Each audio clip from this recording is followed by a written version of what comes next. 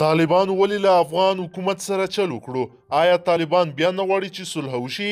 طالبانو ولې داسې غلط کار وکړ؟ ولې ولسمشر غني او افغان سیاسیون دغه کار ته اندېښمن شول؟ طالبان څه کوي؟ دلته په ویډیو کې له موږ سره وګورئ. درنو لیدونکو السلام علیکم، وخت مو په خیر. د کندهار ولایت امنیه قومندانۍ وایي چې د طالبانو لخوا خوشي شوي بندیان حکومتي سرتیري نه دي. وروسته له هغه چې پرون یکشنبې د روانې اپریل میاشتې په 12مه نیټه حکومت د طالبانو دریمه جوپه بندیان خوشي کړل، طالبان هم د یوې اعلامیې په خپرولو سره وویل چې په کندهار کې د حکومت 20 بندیان خوشي کړي دي. خو تازه د کندهار د امنیې قومندان جنرال تادین خان وایي چې یاد شوي کسان ملکي وګړي دي او هیڅ تړاو نه لري له دولت سره. تر دې وړاندې کله چې د امریکا او طالب اورپکو ترمنځ د سولې لومړنی توافق نامه لاسلیک شوه، طالبانو د 1000 بندیانو د پوره کولو لپاره په مرکزي ولایت وردګو کې شاوخوا 50 ملکي وګړي نیولي وو. کله چې ولس له طالبانو څرنګوالی وپوښته، دوی ورته وویلې چې یو څه وخت وروسته به د طالب بندیانو سره تبادله کړو.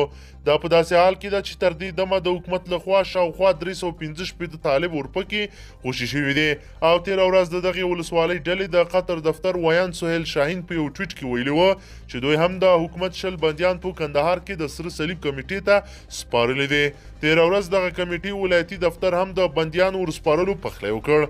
د افغان سولې لپاره د امریکا ځانګړی استازی هم دغه بندیانو له تبادلې څخه هرکلی کړی و او د جګړې پر دواړو لوري غږ کړی و چې خپلې هڅې دې نورې هم ګړندۍ کړي تر څو د سولې لپاره شته هیلې په یو فرصت بدل شي او په افغانستان کې روانه اوږده جګړه ختمه شي. نوموړي همدار راز کورونا ته په اشارې ویلي و چې دواړه لوري دې د شته ګواښونو پر وړاندې د مبارزې لپاره هم پر یو واحد دریځ کار وکړي.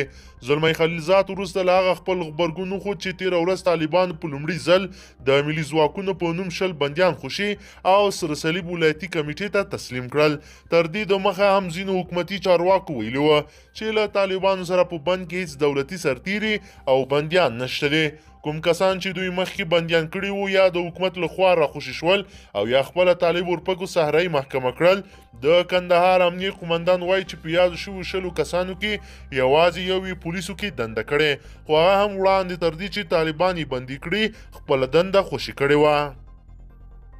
د طالبانو دا ډول حرکتونه عام افغانان او ځینې سیاسیون سخت اندېښمن کړي دي او وایي چې دوی د سولې لپاره رښتیني نه دي او غواړي د پردیو په اشاره یو ځل بیا په افغانستان کې جګړې ته دوام ورکړي.